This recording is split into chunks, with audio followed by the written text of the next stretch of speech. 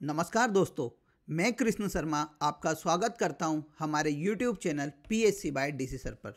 दोस्तों, जैसा आप सभी को पता है, हम MPPSC 2025 के लिए आपके लिए टारगेट सीरीज लेके आए थे, जिसमें अभी तक हमने 35 लेक्चर्स को कंप्लीट कर लिया है। दोस्तों, 35 लेक्चर्स में आपको करंट अफेयर के साथ साथ बहुत सारे स्टैटिक पोर्शन के क्वेश्चंस भी देखने को मिलने वाले हैं। तो दोस्तों, कभी आपने इस सीरीज को नहीं देखा है तो हमारे YouTube चैनल पर जाइए, वहाँ पर प्लेलिस्ट बनी हुई है MPPSC यूनिट वाइज करके या MPPSC यूनिट टेस्ट करके, उसको जाकर देखिए और वहाँ से जो 34 लेक्चर प्रीवियस टाइम में हुए हैं या 35 लेक्चर प्रीवियस टाइम में हमने रिकॉर्ड किए हैं, उनको आप देख सकते हैं। दोस्तों, यहाँ आपके लिए बूस्टअप का काम करने वाली है।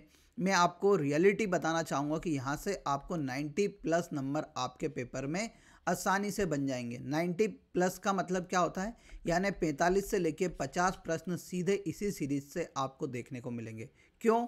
क्योंकि सर मैं आपको करंट अफेयर भी कंप्लीट करा रहा हूँ, साथ साथ आपके लिए स्टैटिक का बहुत महत्वपूर्ण डाटा जो MPPSC ने PYQ के रूप में पूछा है, उन सभी को हम कवर कर रहे हैं। तो यह सीरीज मेरे हिसाब से आपको बहुत मज़ा आ रहा होगा पढ़ने में, तो लगातार भैया देखते रहिए। ठीक है, तो शुरू करते हैं हमारा आज का लेक्चर। सबसे पहले लेक्चर नंबर 35 के हम क्वेश्चन ऑफ द डे की बात करेंगे, तो जिसमें मेरा पहला प्रश्न था, मध्य प्रदेश का पहला कागज उद्योग कहाँ खोला गया था। तो भैया, मध्य प्रदेश का जो पहला कागज उद्योग था वह कहाँ खोला गया था? तो सर आपने कल ही बताया था कि नेपा नगर में खोला गया था। कब खोला गया था? 1948 के समथिंग उस वहाँ पर खोला गया था, जिसका नाम क्या था? नेशनल न्यूज़पेपर प्रिंट मिल था। फिर देखिए, मध्य प्रदेश लोक सेवा आयोग के पहले अध्यक्ष कौन थे? तो पहले अध्यक्ष कौन थे? DV रेगे थे। ठीक है, वर्तमान अध्यक्ष की हम बात करते हैं तो राजेश लाल मेहरा जी हमारे लोक सेवा आयोग के अभी वर्तमान अध्यक्ष हैं। अब स्टार्ट करते हैं आज का लेक्चर, जिसका पहला प्रश्न है, मध्य प्रदेश में किस वर्ष पोषण महोत्सव योजना लागू की गई थी? अब देखो, पोषण महोत्सव योजना से आपको सीधी बात क्लियर हो रही होगी कि सर जो पोषण हमें प्रदान करना है बच्चों को खाने के रूप में। ठीक है, अब देखो क्या होता है कि जैसे आपने देखा होगा कि भारत में कुपोषण एक बहुत बड़ी समस्या बन चुकी थी। अब कुपोषण को ख़त्म करने के लिए भारत सरकार द्वारा पोषण महोत्सव योजना शुरू की गई थी। यह योजना मध्य प्रदेश में वर्ष 2018 में लागू हुई थी। तो इसका राइट आंसर क्या हो जाता है? 2018। मध्य प्रदेश में जो पोषण महोत्सव योजना है वह मध्य प्रदेश के महिला एवं बाल विकास विभाग द्वारा संचालित की जाती है। यह योजना 2018 में भोपाल से शुरू की गई थी। ठीक है, तो आप सभी को पोषण महोत्सव योजना के बारे में मालूम चल गया होगा। इसका उद्देश्य क्या है? तो बच्चों को क्या करना है? मेनली पोषण उपलब्ध कराना है, साथ साथ मध्य प्रदेश से कुपोषण को समाप्त करना है। तो याद रखना, मध्य प्रदेश में पोषण महोत्सव योजना कब शुरू की गई है? वर्ष 2018 में शुरू की गई है। अब आ जाओ अगले प्रश्न पे चलते हैं। 2011 की जनगणना के अनुसार मध्य प्रदेश के किस जिले का लिंग अनुपात सबसे अधिक है? 4 दिन से लगातार हम लिंग अनुपात के ऊपर प्रश्न देख रहे हैं और देखने को मिल रहा होगा कि सर हाँ, रिपीटेशन मोड हमें सर्वाधिक देखने को मिल रहा है। तो भैया आज वापस लिंग अनुपात की बात करेंगे तो क्या होता है? 1000 पुरुषों पर महिलाओं की संख्या क्या होती है? सर लिंग अनुपात होता है। मध्य प्रदेश का लिंग अनुपात तो सर 931 है, और 2001 में कितना था? तो 2001 में सर था 919, और राष्ट्रीय जो है 2011 के अनुसार कितना था? तो राष्ट्रीय था 943। आपने बताया था कि 12 अधिक बड़ा है और 12 कम किससे? राष्ट्र से है। अब सबसे अधिक जो लिंग अनुपात वाले ज़िले थे उसकी ट्रिक थी वाह अली की मंडी, आप सभी को याद होगी वर्तमान में भी। तो बालाघाट, अलीराजपुर, मंडला, डिंडोरी, इन 4 जिलों का लिंग अनुपात 1000 से अधिक है। यह प्रश्न भी बहुत बार पूछा है कि मध्य प्रदेश के कितने जिलों का लिंग अनुपात 1000 से अधिक है? तो 4 जिलों का है। बालाघाट का आप सभी को पता है 1021 है। फिर आप सभी को पता होगा अलीराजपुर का 1011 है, मंडला का 1008 है, और डिंडोरी का कितना है? 1002 है। तो इन सभी बातों को याद रखना। सबसे कम लिंग अनुपात वाले जिले की हम बात करते हैं तो हमें कहाँ देखने को मिला था? तो सर भिंड जिले में देखने को मिला था। ठीक है, फिर उसके बाद मुरैना में देखने को मिला था, फिर उसके बाद ग्वालियर में। भिंड का कितना था? तो 837 था, मुरैना का 840 था। तो इन सभी पॉइंट को भैया बार बार रिवाइज कर लो, क्योंकि प्रश्न पूछे जाते हैं लिंग अनुपात से लगातार। MPPSC के पेपर भी उठाओगे तो जो हमारा MP लोक सेवा आयोग का जो पेपर होता है सिविल सर्विसेज के लिए, उसमें भी हर दूसरे साल में लिंग अनुपात का प्रश्न मिलेगा। जिनको याद नहीं हो रहा है वो रुक के देखे बार बार। ऐसा नहीं कि यार लिंग अनुपात का सर ने 10 बार पढ़ा दिया तो इसकी डिटेल क्यों सुनना। भैया अच्छे से सुन लो, रट लो। एमपी को रटना भी है, साथ साथ कॉन्सेप्ट के साथ रटना है, ठीक है। तो इसका राइट आंसर क्या हो जाता है, तो सर बालाघाट है 1021। अब अगले प्रश्न पे चलते हैं। 2011 की जनगणना के अनुसार मध्य प्रदेश की न्यूनतम बाल जनसंख्या वाला जिला कौन सा है।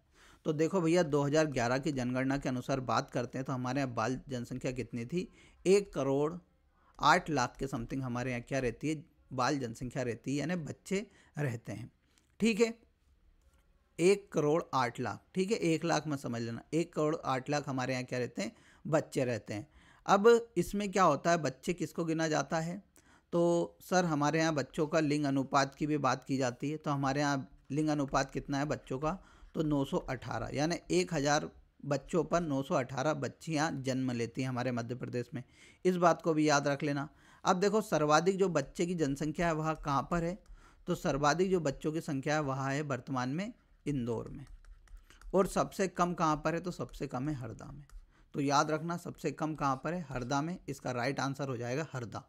अगले प्रश्न पे चलते हैं। मध्य प्रदेश में पंचायती राज अधिनियम कब बनाया गया था, तो आप सभी को पता है कि सर 24 अप्रैल 1993 को भारत में लागू होता है क्या, पंचायती राज अधिनियम।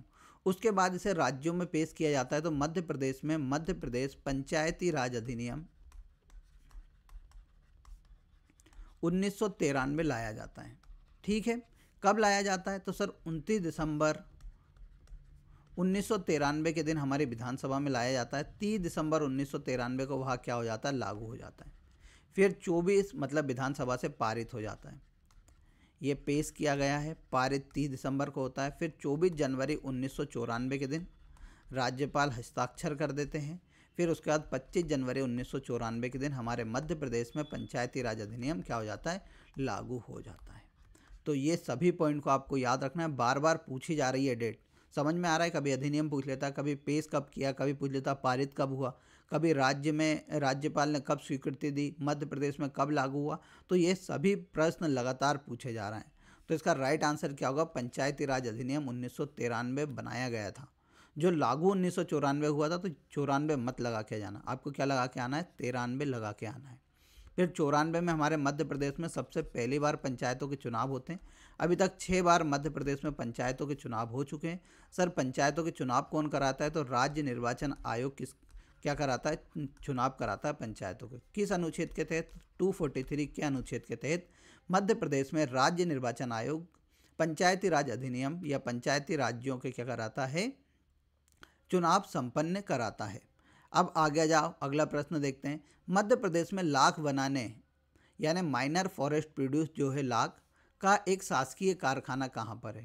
पहले भी आया था कि लाख बनाने का कारखाना हमारे यहाँ एक ही स्थान पर है जो कि सरकारी, और वह है उमरिया में, ठीक है भैया। लाख यानी बेक्स आप समझ लो। तो जो आपकी मम्मी चूड़े वगैरह पहनती है मोटे मोटे, उन्हें क्या बोलते हैं, लाख बोलते हैं। वह किसकी मदद से बनता है, तो वह लाख की मदद से बनता है। अब मध्य प्रदेश में भैया हम किसका, जो हमारा चूना जर्दा होता है, कत्था उद्योग की बात करते तो हमारे यहाँ कहाँ पर, बानमोर बहुत प्रसिद्ध है कत्था उद्योग के लिए, जो कि मुरैना में है। शिवपुरी भी बहुत प्रसिद्ध है, कत्था बनाने का उद्योग शिवपुरी में भी लगा हुआ है, बानमोर में भी लगा हुआ है। तो कत्था उद्योग के बारे में भी आपको याद रखना है, बानमोर मुरैना में और शिवपुरी में इसके उद्योग लगे हुए हैं। अब अगले प्रश्न पे चलने से पहले मैं टेस्ट सीरीज के बारे में एक और बार बताऊंगा। भैया इन्वेस्टमेंट कर दो, 35 टेस्ट आपको मिलेंगे, जिसमें 20 एफएलटी मिलेगी और 15 टॉपिक वाइज टेस्ट मिलने वाले हैं। एप्लीकेशन को डाउनलोड कर लो, मात्र 99 रुपये में है। आपका 99% इससे क्या होगा, रिटर्न होगा, ये मेरी गारंटी है। तो इस टेस्ट सीरीज को ज्वाइन कर लो। ये रहा उसका शेड्यूल। अब आपका टेस्ट नंबर 11 होगा 28 तारीख के दिन, जिसमें मध्य प्रदेश का भूगोल आएगा। अब आपने मध्य प्रदेश का भूगोल बहुत बार पढ़ रखा होगा, तो भैया इस टेस्ट को देना ना भूलें। देखना, एनालिसिस करना कहाँ पर गलतियाँ हो रही हैं और सुधारना, क्योंकि मध्य प्रदेश का भूगोल एक ऐसा टॉपिक है जहाँ से हमें 100 में से 100 नंबर लेके आने, यानी 100%।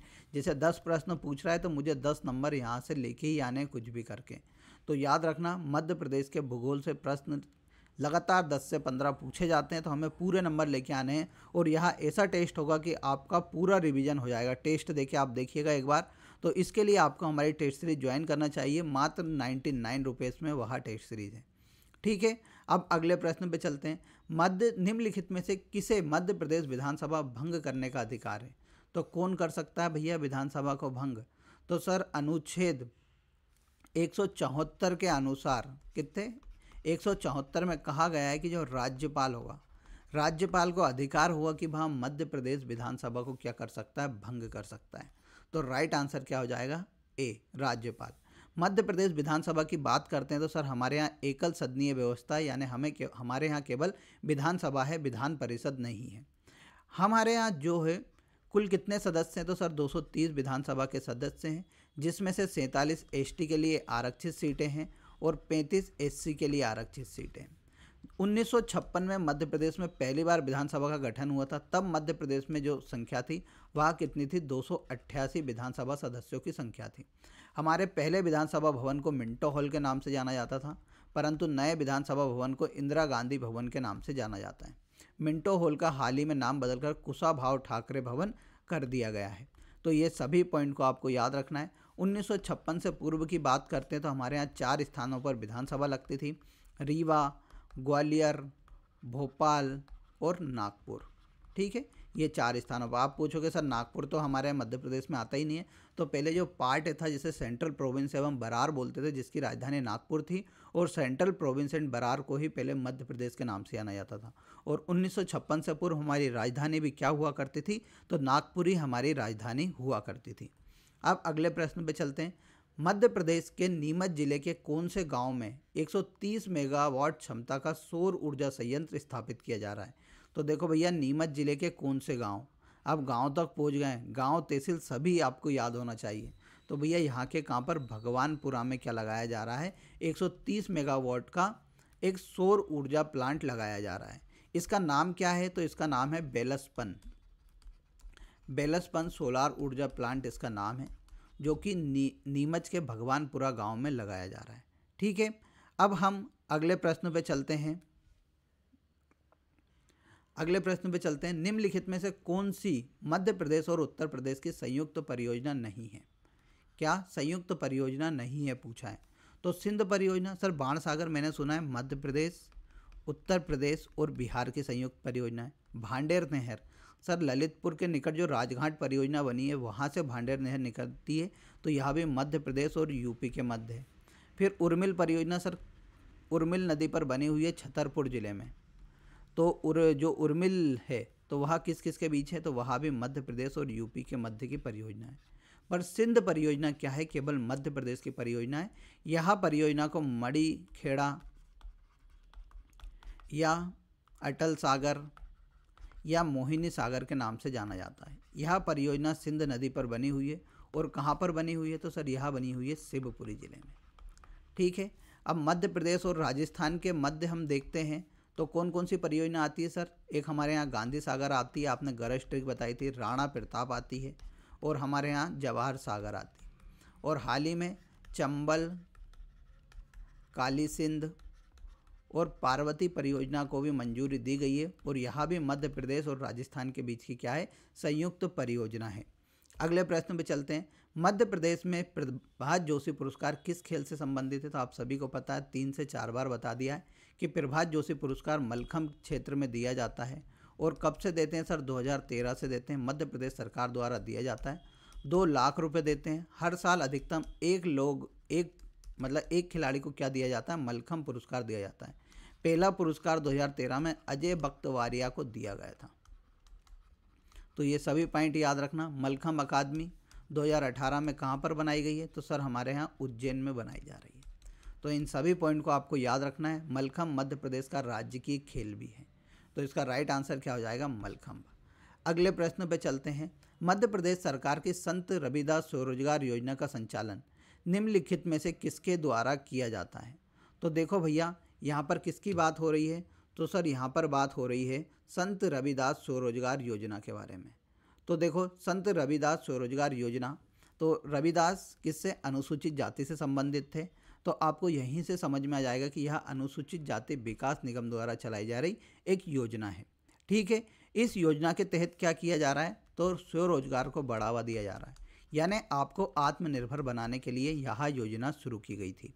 इसमें क्या होता है कि 18 से लेकर 40 वर्ष तक के लोगों को 50 लाख रुपए तक का लोन प्रदान करती है। 1 से लेकर 50 लाख रुपए कभी आप उद्योग के लिए खोलेंगे, 1 से लेकर 25 लाख रुपए देंगे कभी आप सेवा क्षेत्र का कोई उद्योग खोलेंगे। तो इन सभी को आपको याद रखना है। आपको कमेंट करके बताना है कि संत रविदास स्वरोजगार योजना मध्य प्रदेश सरकार द्वारा कब शुरू की गई थी, यह आपको आंसर देना है। अगले प्रश्न पे चलते हैं। 2020 में मुक्केबाजी के लिए मध्य प्रदेश का विक्रम पुरस्कार किस खिलाड़ी को प्रदान किया गया था? तो भैया आप सभी को बताएं, मध्य प्रदेश की एक खिलाड़ी हैं मंजू बम्बोरिया। कौन है? मंजू बम्बोरिया हैं, जो कि विक्रम खिलाड़ी हैं, विक्रम पुरस्कार खिलाड़ी हैं, और इन्हें मुक्केबाजी में क्या दिया गया था? मेनली विक्रम पुरस्कार दिया गया था। ये उज्जैन राज्य से संबंधित है।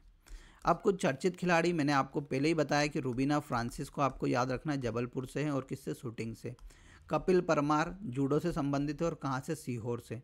फिर रजत पाटीदार क्रिकेट से संबंधित है, इंदौर से। फिर वेंकटेश अय्यर सर, ये भी इंदौर से हैं और क्रिकेट से हैं। फिर आपको 2-1 खिलाड़ी के और नाम बताने हैं कि हमें किस किस पर चर्चा करनी है। तो एक प्राची यादव का नाम याद रख लेना, K9 से संबंधित है और भोपाल से संबंधित थी ये, ठीक है। तो इन 4-5 खिलाड़ियों के नाम इस बार आपको याद रखना है। आपके पेपर में इन्हीं 4-5 से आपको देखने को मिलेगा।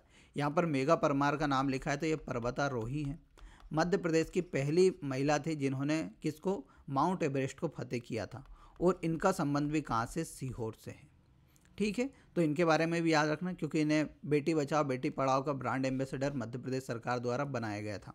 अगले प्रश्न पे आते हैं। प्रसिद्ध पत्रकार माधव राव सप्रे का जन्म मध्य प्रदेश के किस गांव में हुआ था? तो भैया माधव राव सप्रे सबसे पहले आपको याद रखना है कि पत्रकार थे। इनका जन्म दमोह के पथरिया ग्राम में हुआ था, ठीक है। ये स्वतंत्रता आंदोलनकारी थे, बहुत इन्होंने सहयोग किया स्वतंत्रता आंदोलन में। इनके द्वारा एक कविता लिखी गई थी, एक टोकरी भर मिट्टी,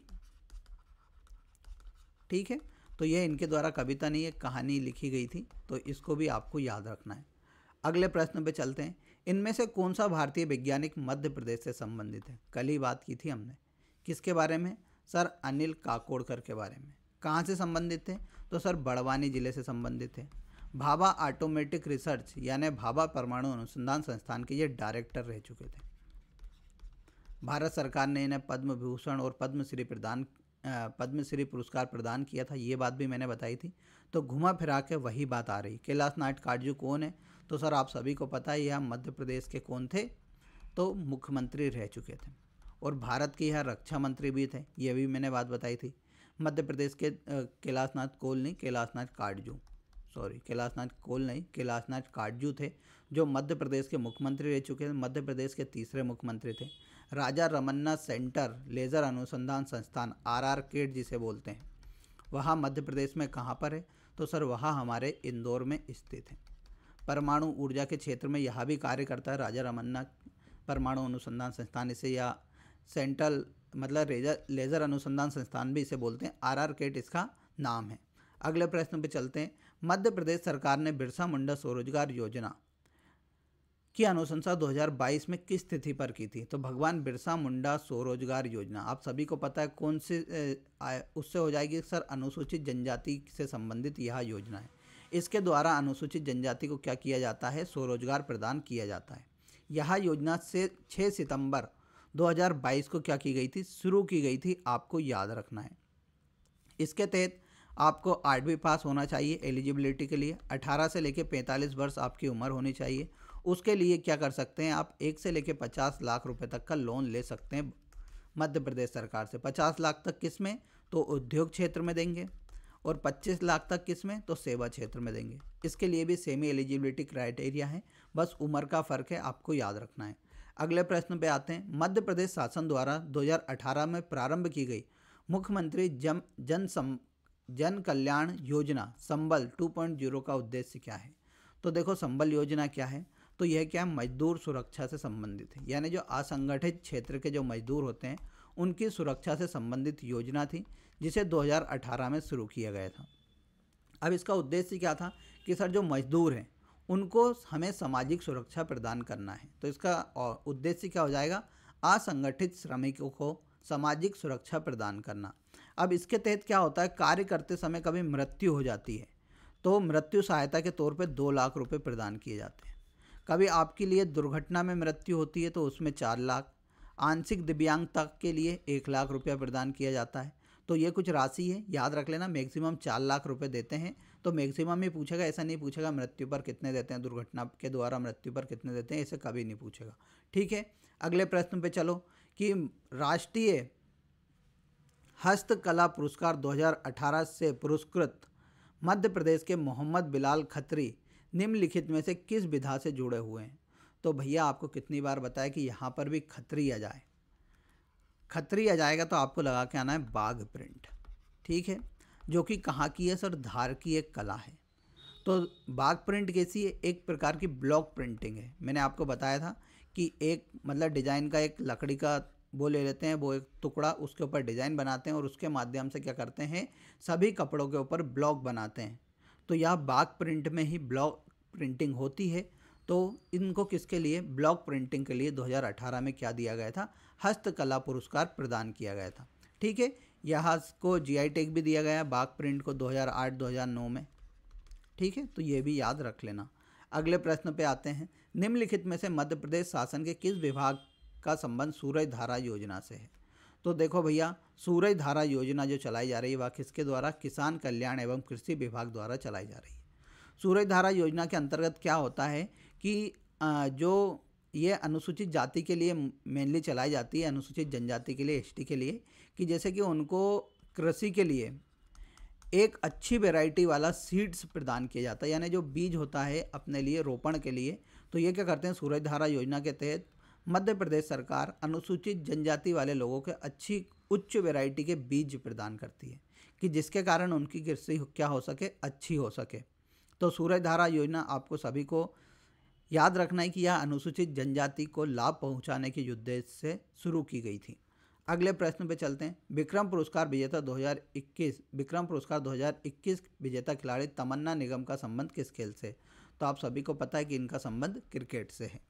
अगले प्रश्न पे आते हैं, मध्य प्रदेश खेल प्राधिकरण की स्थापना कब की गई थी। तो मध्य प्रदेश में खेलों पर कंट्रोल करने के लिए या खेलों में नीतियां बनाने के लिए मध्य प्रदेश खेल प्राधिकरण की स्थापना 2011 में की गई थी। इसका मुख्यालय आपको याद रखना है भोपाल में है। अगले प्रश्न पे चलते हैं, निम्नलिखित में से कि चित्रकला की किस विधा में पद्मश्री भूरीबाई का संबंध है। तो देखो भूरीबाई आप सभी को पता है किससे, पिथौरा कला से संबंधित है। इन्हें 2021 में पद्मश्री प्रदान किया गया था। ठीक है, अगले प्रश्न पे चलते हैं, झाबुआ से संबंधित है, आप सभी को जिले का भी याद रखना है किस कहाँ से, तो झाबुआ जिले से संबंधित है। और पिथौरा कला में क्या होती है सर, मुख्य रूप से जो भील जनजाति है वहाँ लगी हुई है और उसमें वह क्या करते हैं, अपने देवता के सम्मान में पिथौरा कला बनाती है। इसमें मुख्य रूप से घोड़े, हाथी आदि के जो चित्र होते हैं वहाँ बनाए जाते हैं, मेनली घोड़ों के चित्र बनाए जाते हैं। अगले प्रश्न पे आते हैं, जनगणना 2011 के अनुसार जनसंख्या वितरण की दृष्टि से मध्य प्रदेश का सबसे छोटा जिला कौन सा है। तो देखो 2011 की बात करेगा तो आपको हरदा लगा के आना है और 2021 से पूछेगा तो आप लगा के आना निवाड़ी। ठीक है, वर्तमान में सबसे कम जनसंख्या कहाँ पर रहती है, निवाड़ी में। और पहले 2011 की जनगणना के अनुसार कहाँ पर रहती थी, हरदा में। तो याद रख लेना भैया। और सबसे अधिक कहाँ पर रहती है, तो इंदौर में रहती है, आप सभी को पता है। 91.70 मेल है हमारे यहाँ, 48.30 हमारे यहाँ फीमेल है। ये सभी भी आपको पता होंगे, आंकड़े बार बार बता चुका हूँ। ठीक है, अब लाइव कोर्स की बात कर लेते हैं। तो भैया लाइव एंड रिकॉर्डेड कोर्स है, ऑनलाइन कोर्स, 50 दिन बचे हुए हैं। इस कोर्स को परचेज़ कर लो, आपका पेपर 100% निकलने वाला है। रिवीजन के तौर पे भी आप इसको इस्तेमाल कर सकते हैं। मात्र 1499 में यह आपको मिल रहा है। कूपन कोड भी लगाने की ज़रूरत नहीं है, आप एप्लीकेशन डाउनलोड कर लो और वहाँ पर आपको 1499 में आसानी से क्या मिल जाएगा, MPPSC प्रीलिम्स का कोर्स मिल जाएगा।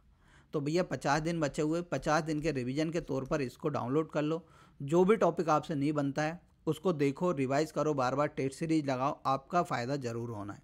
अब हम करंट अफेयर पे आ जाते हैं। तो करंट अफेयर का पहला प्रश्न है कि सिंगोली सोलार प्लांट किस जिले में स्थित है। तो देखो सिंगोली पावर प्लांट का हाल ही में उद्घाटन मतलब शुरुआत हुई है। लगभग 300 मेगावाट की यहाँ पर क्या बनती है, बिजली बनती है। और इस सोलार प्लांट से जो ऊर्जा उत्पादित हो रही है वह दिल्ली में जो मेट्रो है उसको सप्लाई की जाएगी। तो हाल ही में इसका नीमच जिले में स्थित है, याद रख लेना। अगले प्रश्न पे आते हैं, मध्य प्रदेश के किस जिले में दोधन बांध का शिलान्यास किया गया है। तो आप सभी को पता है कल प्रधानमंत्री नरेंद्र मोदी जी आए थे, उनके द्वारा जो केन बेतवा लिंक प्रोजेक्ट के अंतर्गत एक दोधन बांध बनाया गया है और यहाँ किस जिले में बनाया गया है? छतरपुर जिले में बनाया गया है। इसका शिलान्यास किया गया था, तो आपको याद रखना है। अगले प्रश्न पे आते हैं। बैतूल के गोनी घाट और पलास पानी से कौन सा खनिज खोजा गया है? तो देखो भैया याद रखना, तो आप सभी को पता है कि बैतूल एक प्रमुख खनिज के लिए जाना जाता है, वो है सर ग्रेफाइट। ठीक है, तो ग्रेफाइट का उत्पादन कहाँ पर होता है? बैतूल में।